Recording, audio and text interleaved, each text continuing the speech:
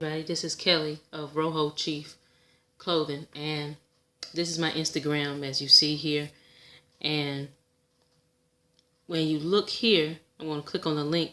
It will say creator Kelly _ McAlpine. That's to my personal Instagram account. But right here it says follow link to my YouTube, Facebook, and clothing below. So I'm going to click on this link right here. And then when you click on that link, then what's going to happen is that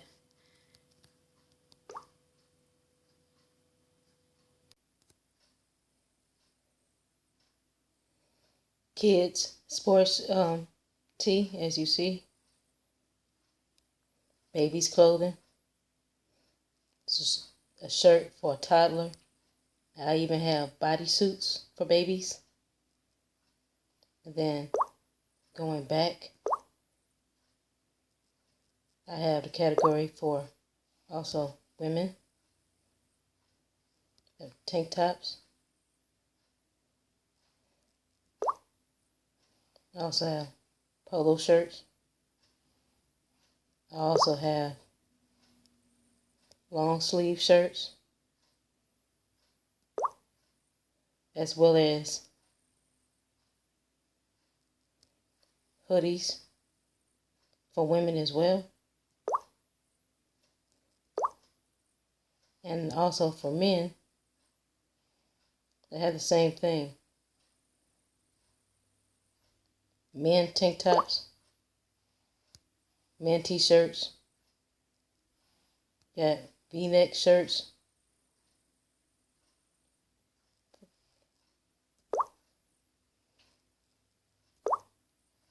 comes in a variety of colors, sizes. So, check me out if you would like to have some fashion that honors your ancestors and shows the world that you know exactly who you are and proud of it. Now, let's get into the video. Hey everybody, this is Kelly of Rojo Chief Clothing. And okay, on here, this article is on a website called Sports Rec and published by Caroline K. And it says Native Americans have used a variety of fighting styles for centuries. The online encyclopedia Indian Affairs Indopedia.org states that there are 17 recognized styles of Native American fighting. These styles vary among regions and people and have been adapted over time, especially since the arrival of Europeans, horses, and firearms. Traditional Alaskan Native fighting styles. The Native people of Alaska developed many fighting styles. The Tlingit and Haida people of southeastern Alaska used an armor made of rawhide and cedar that helped them win battles against Russian settlers, according to Indopedia. Before the introduction of firearms by Europeans, the Tlingit and Haida typically used 8 to 10-foot wooden spears with copper or stone tips, which were used for mid-range fighting. Close-range fighting was done with double-bladed daggers, and the Aleut people of the Aleutian Islands fought primarily with bows and arrows, although they used knives for close-range fighting. After the introduction of firearms, the Tlingit, the Haida, and the Aleuts have been skilled marksmen. Tomahawk fighting. Tomahawk fighting techniques were developed by the Cherokee people, who originally lived in the eastern United States. Tomahawks, a type of small hatchet, were used by the Cherokee to hunt and fight. Cherokee warriors were able to throw tomahawks at their enemies with precision.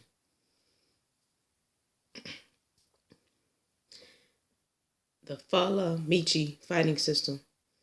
Fala Michi is a Native American fighting system developed by Adrian Roman, a martial arts expert and member of the Choctaw Nation. Roman developed Fala Michi as a way of preserving his people's fighting heritage. According to his website, Fala Michi is the world's only fighting system that can trace its roots to North America. Fala Michi requires physical discipline with a strong emphasis on applying spiritual principles to martial arts in everyday life. Chu La Ku Ryu. The Chu La Ku Ryu, is the first Native American martial arts system accredited by the International Society of Black Belts, according to the website of the American Indian Fighting Arts Association. Chulaku Ryu was created by Harley Swiftier Bragan, a 9th degree black belt in Jiu-Jitsu and Karate. Includes elements of fighting styles more than 175 native tribes, which were passed down to Reagan by tribal elders and representatives.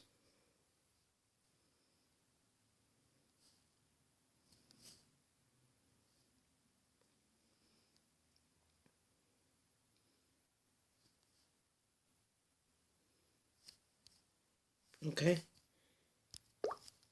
So that was just basically a few fighting styles that they mentioned. So now I'm about to go on to the next article.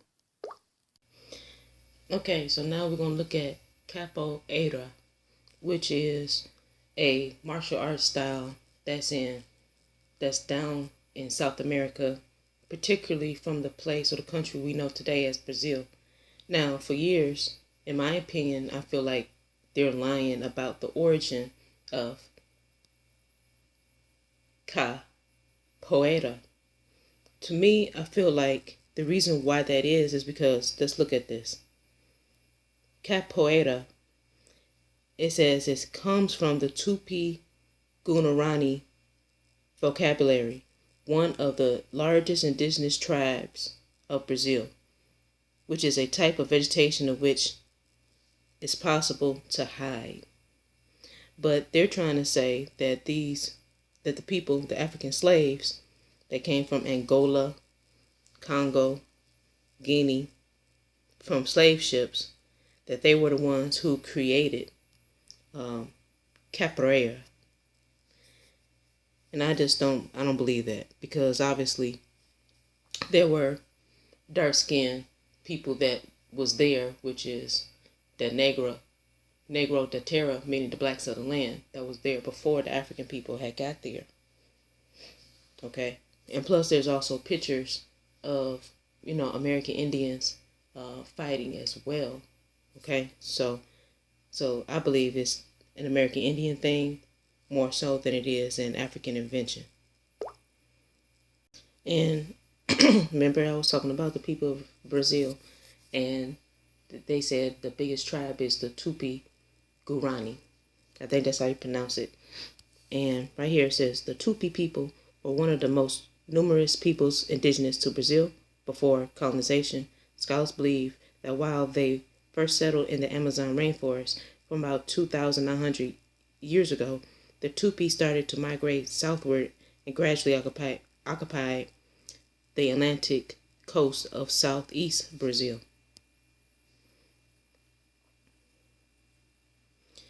Okay, and so that's one image. And this is another one. Okay.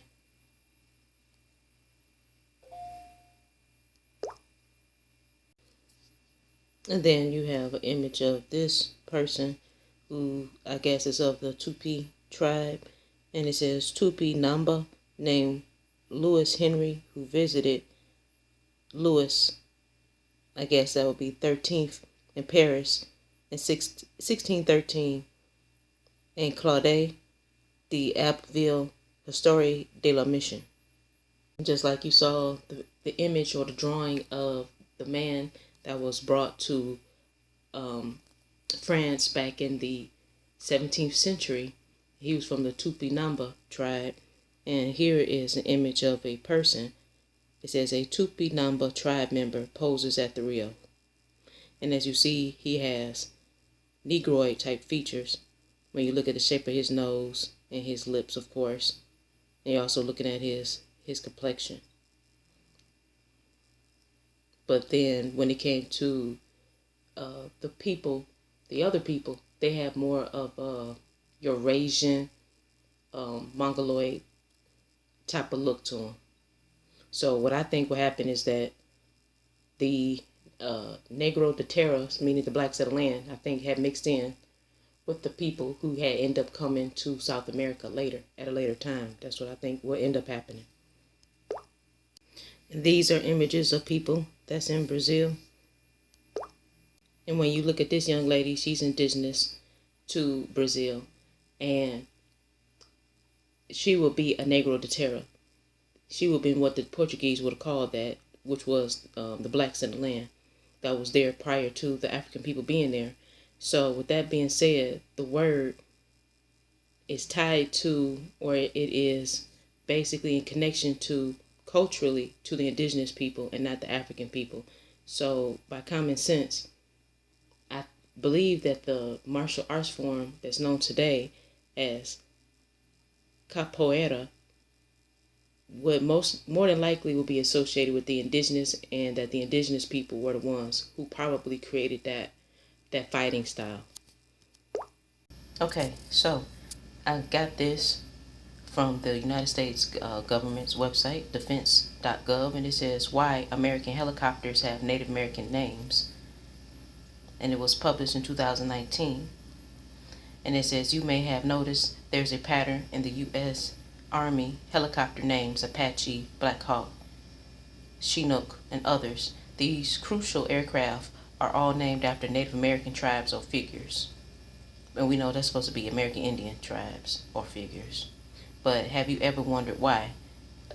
It says the U.S. military has a long history with Native Americans. It should be American Indians, as we know, because Indian nations is what is written on the treaties, on the Indian treaties, and also in the Constitution. So anyways, it says armed conflicts between the two were commonly known as the American Indian Wars and were fought intermediately from the time the U.S. was first settled by Europeans to early in the 20th century. But we're going to say American Indians also served as some of the fiercest fighters for the United States for more than 200 years.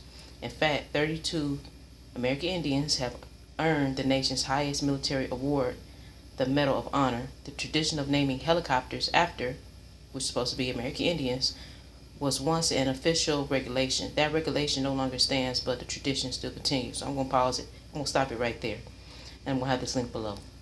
Okay, so now we're looking at American Indian veterans have the highest record of military service by this website called National Indian Council on Aging Incorporated. It says American Indian veterans have the highest record of military service. American Indians and Alaska Natives serve in the American forces at 5 times the national average and have served with distinction in every major conflict for over 200 years. So that speaks for itself, guys. And here, right here, it says 37 Native American boxers, as we see. And we know they want to use Native American instead of the word American Indian. And it says, get this image. It says this. The picture is the creator of it is Jose Luis Palazzi.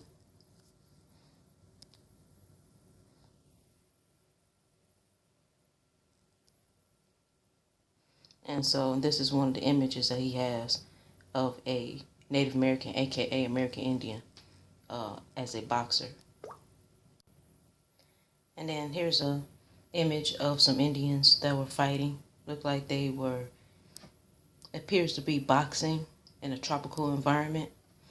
So I'm not sure exactly where this may be. Could be Florida, could be South America. I'm not really sure. But you see them up here, they're fighting, and it's in the book America, which is associated with John Ogilvy and Arnaldus Montanez. Please like, share, and subscribe. I'm out.